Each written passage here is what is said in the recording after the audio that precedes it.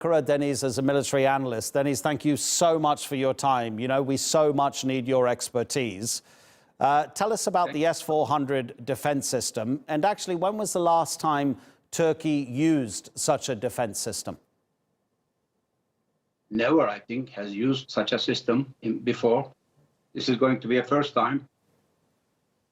Why? Why is it so peculiar? Because, for example, it wasn't that long ago, we're talking about a few years, that Turkey actually shot down a Russian fighter jet, didn't it? Wouldn't that have been a missile defense system similar to this one?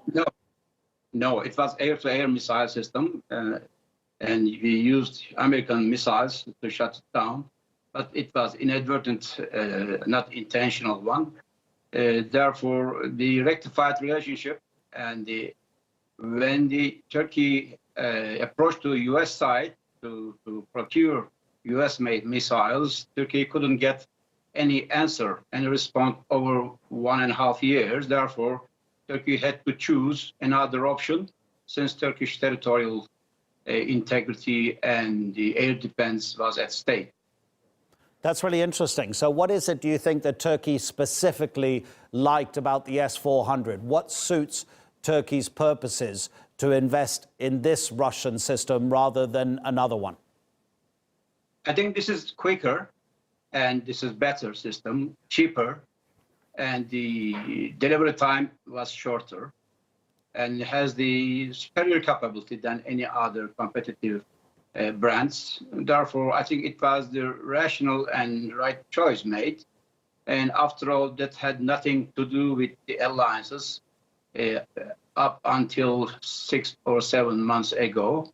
All of a sudden, it became an issue, but I don't think that it's a real issue. There are too many superfluous comments on it that it wouldn't mismatch with our alliances system or it wouldn't mismatch with our let's say, membership of the alliances, etc. But they are not correct approach to the issue. The issue is Turkey is procuring a standalone system to defend its own territory, full stop. It has nothing to do with alliance, nothing to do with the U.S. Okay. U.S. may raise concern about mismatch of F-35, but Turkey is a partner of F-35s as well. Therefore, Turkey will do its best not to interfere to those two systems and not to make compromises for any secrecy whatsoever for protection of the F-35's capability. Deniz, can you explain to us what the Americans are concerned about in terms of when they talk about the F-35's security being compromised by the S-400 system? Is there something within the S-400 that could pick up remotely what's happening inside an F-35? Or are the Americans actually concerned about, for example, a Russian engineer, an actual person being on the ground near an F-35 and therefore being able to see with their own eyes what happens inside this next generation fighter jet? First of all, if there is a vulnerability of F-35s that its secrecy will be revealed to someone else, including Russians, this will not take place in Turkish soil. That's for sure. We have commitments to alliance. We have commitments to the secrecy of our partners in F-35s, and also a commitment made to the United States as our allies. Other than that, there are too many claims flying around, but no one has brought them on the table to negotiate, exchange views, with technicalities, etc. There may be technical difficulties and they can be overcome, but they have not been discussed. And those invitations made from Turkish side to U.S. partners has not been responded in a proper way. Therefore, this is superfluous to me. On the other hand, if U.S. doesn't rely on Turkish partners keeping U.S. secrecies in Turkish soils, then why would Turkey will rely on U.S. that they will guarantee Turkish security and they will guarantee the timely delivery of any missile system? This two-way street.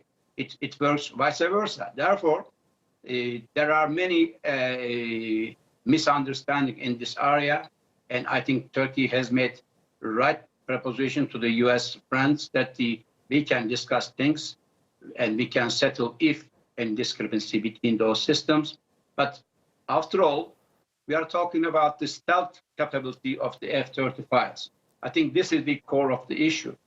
If stealthness of F-35s will be compromised when Turkey operates S-400s, then I think similar to that fashion, there are other allies using S-300s, at least 3 nations, S-200s, at least 2 nations in the alliance. They could have made such a compromises if that is the vulnerability of F-35s. But we haven't heard such a discussion, a disagreement on those issues. They have been using it over 30 years. But no one has claimed anything about them, but just put pressure to Turkey. Therefore, I think this is political approach. This is approach of third sides to the business of Turkish own prerogatives. And I think they should stay out of this interference, not to deteriorate our relations furthermore about this purchase. Deniz, do you have any details about whether NATO missiles, the actual physical missile itself, whatever sort of projectile it may be, would be compatible with the S-400 launch system? Because for the past few months, there have been conflicting reports with some NATO allies actually being concerned that their missiles wouldn't be able to work inside an S-400 launcher. But then there have been other analyses which have said actually they would work. Do you know anything about that? Not to the best of my knowledge that there is a compatibility between the European or NATO missiles within the launchers of the S-400s. Normally, it shouldn't be. But at the end of the day, Turkey intends to build their own air defense capability together with the air defense long-range missiles.